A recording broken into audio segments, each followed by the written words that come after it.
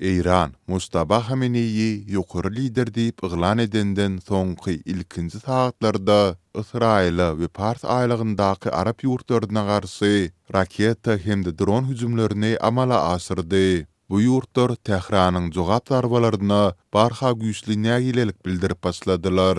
İranyň döwlet teleradio kampaniýasy IRIB 9 martda ýerden Telegramda şeýle mazmuny ýazgy galdyrdy. İran basılıp alınan territoriyalara karşı Ayetullah Seyyid Mojtaba Hameneýiň ýolbaşçylygyna raketalaryň ilkinji tolkunny goýberdi. Ýazga buyruğumuzda Seyyid Mojtaba diýen sözler ýazylan bir ok däri sekili goşuldy.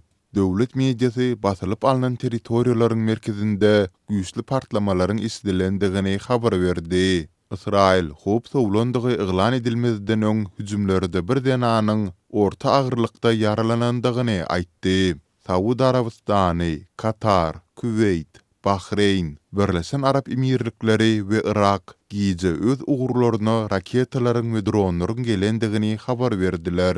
Bu hüjümler Tehranyň zarbalary güýçlendiren we Amerika, Israil, Irana garşy urşunyň sebit boýunça has giňelýän döwrüne gabat geldi.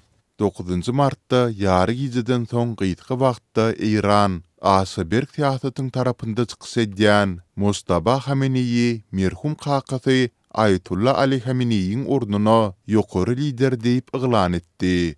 Bu karar ony Amerikanyň we Israiliň harby güýçleriniň göni nysanasyna öwrüp biler. 86 ýaşly Uli Hameneýi 28 fevralda Amerika we Israil İrana garşy ursa baslan wagty öldürilipdi. Amerikanyň we Israiliň resmiýetleri şol sanda Birleşen Ştatlaryň prezidenti Donald Trump täze taýlanjak islendik lideriň hem öňkiniň ykbalyny gaýtalap biljekdigini aýtdy. Trump ozal kakasynyň ýerini tutup biljek etaty dalaskar hasaplanan Mustafa Hameneýini kabul edip bolmajak taýlaw diýip häsiýetlendiripdi.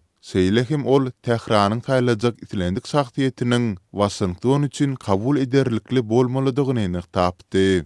Trump ABC News teleýaýlymyna eger ol indiki ýokary lider biziň makullamagymyzy almasa uzak durup bilmez diýdi. Ol bu wezipe üçin laýyk bolup biljek köp adamyň bardygyny hem sözüne goşdy. İranyň Islam Rewolýusiýa sakçylary korpusy Hameneýi taýlanandan geçsine oňa goldaw bildirip ıgrarlydygyny aýtdy. Onuň bu berk ugurly harby guruluş bilen ýakyn gatnaşygynyň bardygy hasaplanylýar. Adaty ýaragly güýçleriň başlygy hem bu ädime goldaw bildirdi. Bu karar berk ugurly toporlaryň ýeňisi hökmünde häsiýetlendirildi. İranyň Kazet häkimetiniň başlygy Golham Huseyn Mohseni Hameneýiň taýlanmagyny saatlyň we umydyň çeşmesi diýip atlandyrdy. 56 ýaşly Hameneýi ýokary lider hökmünde ähli siýasy we harby meselelerde soňky söze eýe bolar. Şeýlelikde ol ýurtda iş ýüzünde çäksiz häkimetiň eýisidir. Trump Hameneýi barada yglan edilenden gyzga wagt soň Times of Israel nesrine beren söhbetdeşliginde bu üýtgesme barada göni tesbir bermekden saklanyp diňe näme boljagyny görürüz diýdi. Bildirişiň ýygy bilen İran Pars aýlygy sebitiniň ýurtlaryna raketalaryň we dronlaryň giň tolkunyny atdy. Iň uly ziýan çeken hüjümleriň biri Pars aýlygyndaky kiçi ady döwleti Bahreynde bolany çalym edýär. Bu ýurdun saglyk goraş ministrligi 9 martda İran dron hüjümleriniň 32 parahat ýaşaýjyny yaralandygyny aýtdy. Ministrligiň maglumatyna görä, yaralananlaryň dördüsi şol sanda çağlar hem agyr ýagdaýda. Reuters'ın habar vermegine görä, soňra saýatlar Bahreýniň Babko nebiti gaýtadan isleýiş zawodynyň ýerleşen tarapyndan goý tüsdäniň göterilýändigini görendiklerini aýtdylar.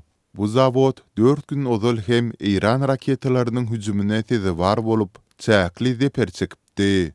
9 martda Katar'ın paýtagty Doha şäherinde hem partlamalar boldy. İran Pars aýlygy boýunça giňgerimli jogap zarbalaryna başlaly bäri bu şäher hem raketa we dron tolkunlarynyň nysanasyna öwrüldi. Saudi Arabistanyň Daşary işler ministrligi İranyň dowam edýän hüjümleriniň ýagdaýy hasda itileşdirjekdigini we gatnaşyklara häzir hem geljekde hem çynlyky täsir ýetirecekdigini aýtdy. Ministerlik bir näçe Arap ýurduna garşy açyk İran hüjümlerini, olaryň netijesinde parahy diýlatyň, möhüm detgalaryň we diplomatik wekilhanalaryň nysany alynmagyny ýazgyrdy. Amerikanyň döwlet departamenti howpsuzlyk aladylary sebäpli Riyaddaky ilçihanada isleýän zerur bolmadyk diplomatik işgärlere we olaryň maşgaly agdalaryna Saudy Arabistanyny terk etmegi tawsyrdy. Bu arlykda habarçylarymyzyň we çeşmelerimiziň tasdiklaýşy ýaly bu zarbalaryň fonunda Türkmenistanyň syýahatçylyk agentlikleri 5-nji martdan başlap Saudy Arabistanyna haç ziýaratyny gurnamak işlerini toktatdylar. Habarçylarymyz bilen söhbetdeş bolan ýaşaýjylaryň käbiri öňünden kesitli sene alynan ziýaratlaryň hem ýatyrlandygyny aýtdy. Siyahat agentlikleri haja gitçeklerin kabul eden dokumentlerini ýygyna berýär we geçirilen tölegleriň tapgyrlygyň esasda gaýtaryljakdygyny aýdýar. Ýöne dokument bilet üçin harçlanan pullarymyzyň ählisini elimize almadyk. Haja gitmek üçin ortaça $3000 tapşyrmaly we gapdalynyň toplamaly beýleki hat petekler üçin hem çykda jetmeli. Käbir adamlar pullary bilen birlikde tapşyran dokumentleriniň hem berilmeýänligini aýdýar. Resmi wekiller her gezeginde ýakynda ähli zat belli bolar diýip goýberýärler. Adamlar pullarynyň köýmeginden aladylanýar. Diýip 9-njy martda anonim guruluşyň bir Aşgabatly gurrun berdi. Bu arlykda İran dronlary Iran Kurdistan tebitindäki Irbilin goloýunda ýerleşýän Amerikanyň harby bazasynyň töweregine zarba urdy diýip howpsuzlyk çeşmeleriniň maglumatynda aýdylýar. Seýle hem howpsuzlyk güýçleri Bagdad howa menziliniň goloýundaky Amerikanyň diplomatik nokudyny nysany alan dronlaryň we raketalaryň bir toporunyň öňüne alandygyny aýtdylar. Öz ýurduny meýletin terk eden müňlerçe İranly Kürt ýarym awtonom Irak Kurdistan tebitinde bazalary döretdiler. İran Kürtleri gatnaşyklaryny taklatalarda bu tebitdäki Irak Kürtlerinden aýry öz ýaragly toporlaryna eýedir. Maglumatda İran'ın içinde ve daşynda yerleşen İran Kürtleriniň Tehrandaky rejime garşy hüjüme geçip biljekdigi aýdylýar. Emma Trump Kürtleriň Amerika-Israil tagallasına goşulmagyny islemeýändigini aýtdy. Trump olaryň yaralanmagyny ýa-da öldürilmegini hemde ýagdaýyň has çylşyrmlaşmagyny islemeýändigini belledi. Israil 9-njy martda geçilen gize täze ýokary lider baradaky bildirişden soň İran'ın merkezindäki rejim infrastrukturasyna garşy zarbalaryň tolkunyny amala aşyrandygyny aýtdy. Israil'in goranma goşuny Israil güýçleriniň İran'ın merkezindäki İran terror rejiminiň infrastrukturasyna garşy gosmaça zarbalar tolkunyna başlandygyny habar berdi. Sol bir wagtyň özünde ýakyn gündogaryň Nevit pudogundaky we deňiz daşamalaryndaky bökdönçlükler 8-nji martda Nevit bahalarynyň 25 götürümden gowrak ýokarlanmagyna getirdi. Bu bolsa dünýä ykdysadyety üçin hoply ösüş hökmünde görülýär. Trump çyg Nevit bahasynyň ýokarlanmagyny İranyň ýadyr howpuny ýok etmek üçin tölemäge degýän kiçi baha diýip atlandyrdy. Trump bilen Israil İrany ýadyr ýaragyny döretmek finansyňda aýplaýar. İran öz maksatnamasynyň diňe paragçylykly, raýat maksatlydygyny öňe sürýär. Bu arlykda İranyň Demirazyk goňşusy Türkmenistanyň häkimetleri bu ýurtdaky dowam edýän urusy henizem güni agzamakdan saklanýar. Döwletiň berküzükçüligi astyndaky mediýasy hem regiondaky özgertmeler barada dymmagyny dowam etdirýär. 7-nji martda Türkmenistanyň Daşary işler ministri Raşid Meredow özüniň Azerbaýjanly kärdesi Ceyhun Bayramow bilen telefonda söhbetdeşlik geçirdi. Türkmenistanyň Daşary işler ministrliginiň beýanatynda jikme-jiklikler getirilmezden ýakyn we orta gündogor tebitindäki häzirki ýagdaýyň ara alınıp maslahatlaşylandygy aýdylýar. Mundan başga bas türkmen diplomaty Azerbaýjanyň çägine amala aşyrylan onuň öz sözü bilen aýdylanda soňky howa hüjümleri bilen baglylykda döwletleriň öz yktyýarlylygyny hormatlamak ýaly BMG-niň tertipnamasynyň esasy ýörelgesiniň bozulmagyna ýol berilmezligini nyktapdyr. Türkmenistan'ın Daşary işler ministrliginiň 7-nji martdaky beýanatynda Meredewiň anyk haýsy howa hüjümini göz öňünde tutundygy aýdyňlaşdyrylmaýar. Emma Azerbaýjan tarapynyň beýanatynda telefon söhbetiniň dowamında İran dronlarynyň Azerbaýjanyň Naxçıvan awtonom sebtine hüjüm etmegi bilen baglylykda dören ýagdaýlaryň gurrun edilendigi aýdylýar. Azerbaýjanyň döwlet habar gullugynyň maglumatyna görä, minister Ceyhun Bayramow dron hüjümleri boýunça jikme-jik maglumatlary hödürläpdir. Seýledi, Azerbaýjanyň territoriýasyna edilen bu hüjümüň halkara hukugynyň kadylaryna we ýörelgelerine çapraz gelýändigini belläpdir. Türkmen ministri häzirki ýagdaýyň alada isas berýändigi baradaky faktda ünsüz çekdi diýip Azeri tarapynyň maglumatynda bellenilýär. Emma bu Türkmenistanyň Daşary işler ministrliginiň beýanatynda aýdylmaýar.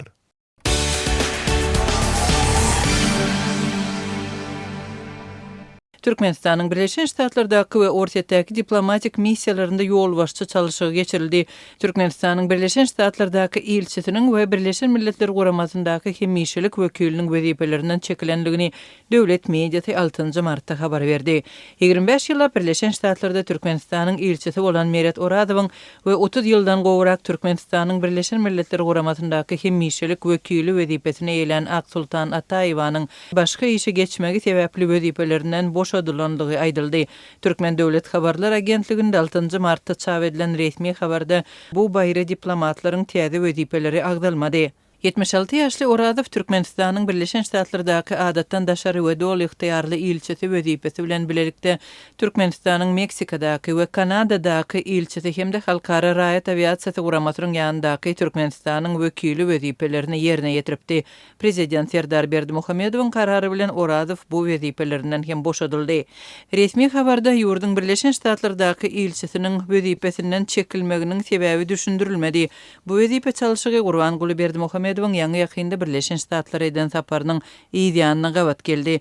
Prezidentiň gaýka söňki prezident we häzir halk maslahatynyň başlygy Uly Berdimuhamedowyň fevralyň 2-nji ýarymynda Birleşen Ştatlara bir hepde golay dowam eden sapary barada türkmen resmi mediasynyň çap eden maglumatlary ören çäkli boldy. Türkmenistana degişli uçarın Birleşen Ştatlaryň Florida ştatynyň Fort Lauderdale aeroportunda bir näçe günläp duranlygy habar berildi we munyň yerli medianyň önsüni çekenligi aýdyldy. Gurbanguly Berdimuhamedowyň şol sapary we Birleşen Ştatlardaky türkmen diplomatlarynyň çalşyrylmagy bilen ara baglanşygynyň bolup bolmazlygyny anyklap bolmady. Mundan garaşsyz neşirler Oradowyň elçi wezifesinde işleýän döwründe dürli ştatlarda 6 milyon dollardan gowrak gymmatbaha emlak satyn alandygy habar berilipdi. Türkmen News we Gündogor neşirleriniň 2019-njy ýylda çap eden maglumatynda jaýlaryň Oradowyň maşgalak zalarynyň atlaryna resmileşdirilendigi aýdylypdy. Çeyrek asır Türkmenistanyň Birleşen Ştatlardaky elçisi wezifesinde işleýän Meret Oradowyň ýerine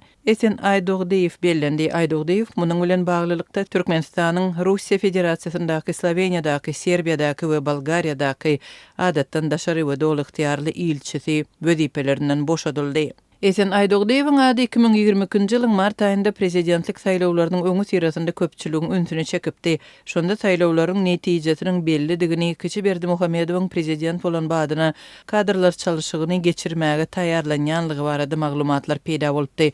Azatlyň ygtybarly çeşmeleri ministrler kabinetinde geçiriljek çalyşyklaryň Daşary işler ministrligine hem degişli bolup edara ýolbaşçysy wezifesine Serdar Berdimuhamedowyň halypasy hasaplanýan Esen Aýdogdaýewiň alınmagyna seredilýändigini habar beripdi.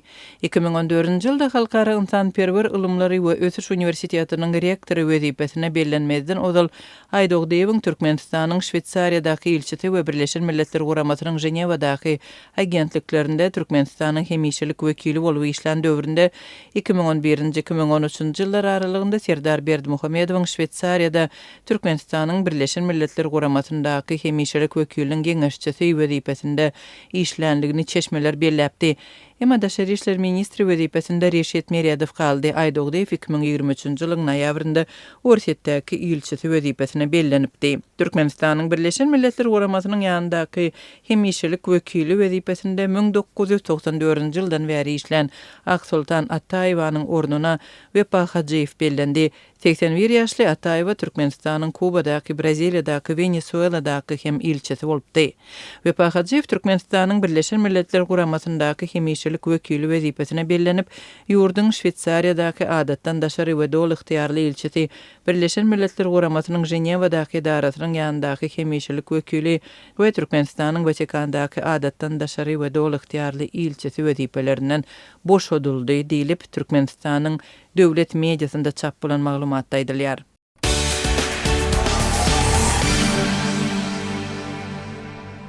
Lewap we Daşoz welaýetlerinde geçen hepdäniň dowamında bolan ýol hadisalarynda 10 adam, şol sanda bir maşgala helak boldy. Bu ýol hadisalar barada Azatlyk radiosynyň habarçylary 9-njy martda Lewapdan we Daşozdan maglumat berdiler. 5 martda Türkmenabad şäheriniň Gunmatar böleginde ýerleşýän we il arasynda Abiznoy diýilip atlandyrylýan aýlaw ýolda ýük ulogy bilen ýeňil ulog çaknysmagy netijesinde ýol hadisesi boldy. Hadisanyň netijesinde ýeňil ulogyň içindäki 2 adam hem de ýük ulog sürüjüsi helak boldy. Dip yerli yol polisiýasyndaky çeşmämiz aýtdy. Onuň sözlerine görä wakanyň bolan pursatynda Mary welaýatynden Türkmenabada ýük getirip barýan agyr ýük ulogy Zerger etrapçasynyň golaýyna ýetende ýoldaky çukura düşmezlik üçin gapdala sowuldy we şol pursatda garşydan gelýän ýeňil ulog bilen çaknyşma boldy. Hadisadan soň ýol gyrasynda agdarylyp diýen ýaly duran ýük ulogyny we Opel Astra kysymly ýeňil awtology görmek bolýar. Ýeňil ulogyň sürüjüsiniň kellesi güýçlü zarba sebäpli agyr zeper aldy. Beýleki ýolagçy bolsa döwlen aýnanyň böleklerinden damagy çalnandygy sebäpli helak boldy diýip ýagdaýy gören çeşmämiz aýtdy. Çeşmämiz howpsuzlyk aladalar sebäpli helak bolan adamlaryň atlaryny we familiýalaryny aýtmakdan saklandy. Ýöne ol ýük ulogyň we onuň sürüjüsiniň Türkiýeden gelýändigini sözüne goşdy. Geçen hepdäniň başynda has takygy 2 martda günortan wagty Daşozyň garaşsyzlyk etrafynda hem ýol hadisesi boldy.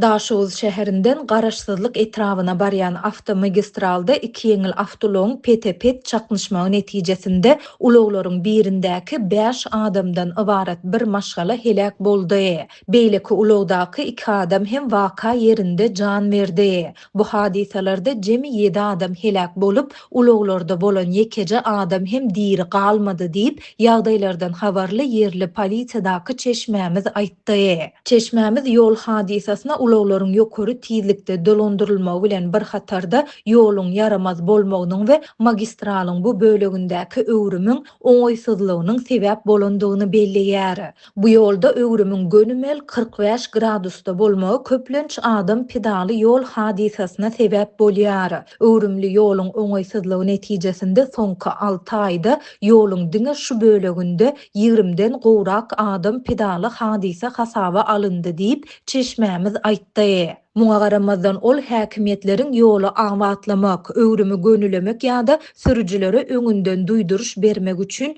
dur ýaly ýol belgisini goýmak boýunça haýsydyr bir taýla etmeýändigini hem belledi. Ýyl arasynda ajal pavarot diýilip atlandyrylýan bu ýoluň ugrunda awatlaýyş işleri ýa-da täginmek, dur ýaly ýol belgilerini goýup adam pedaly hadiseleri azaldyp bolardy. Diýip çeşmämiz aýtdy. Azatlyk ýokarda beýan edilen ýagdaýlar barada resmi tesbir almak üçin Lewawyň we Daşowyň deýişli polisiýa bölümleri bilen habarlaşmagy synanşdy. Ýöne bu edaralarda redaksiýamyzyň 9 martda eden telefon jaňlaryna hiç kim jogap bermedi. Türkmenistanda polisiýanyň ýol gözegçiligi gullugy ýurtda bolýan ýol ulug hadisalar barada açyçan hasabat bermeýär. İçeri işler ministrligi hem ýol helak täpçilikleri we adam pidalary baradaky statistikany çap etmeýär. Döwlet gözewçiligindäki media serişdeleri hem ýol hadisalaryny agzamaýar. Ýöne Azatlygyň habarçylary adam pidalaryna getirýän köçe ýol şeýlede otly hadisalar barada ýygyderli habar berýärler. Türkmenistanda ýol ulo hadisalaryna ýol polisiýasyndaky çeşmelerimiziň we Türkmenistanlaryň ençemesiniň tasdiklamagyna görä köplen çukanokly ýollar, awtoloň ýokary tizlikde ýa-da içgili dolandyrylmagy ýaly ýagdaýlar sebäp bolýar. Soňky ýyllarda Türkmenistanyň ýol infrastrukturasy bilen bagly meseleleriň diňe ýerli ilatyň arasynda däl, eýtem daşary ýurtly sürüjileriň arasynda hem nägilelik döretmek bilen bagly ýagdaýlara köp duş gelse bolýar. Hususan da Türkmenistana Türkiýeden ýük daşaýan käbir türk sürüjileri sosial ulgamlarda paýlaşýan videolarynda ýurdun käbir sebitlerindäki ýollaryň ýagdaýynyň aşa yaramazdygyny aýdyp, uly çukurlar we bejerilmedik ýol bölekleri barada türk dilinde paýyş sözleri aýtmak bilen ýagdaýy suratlandyrýarlar.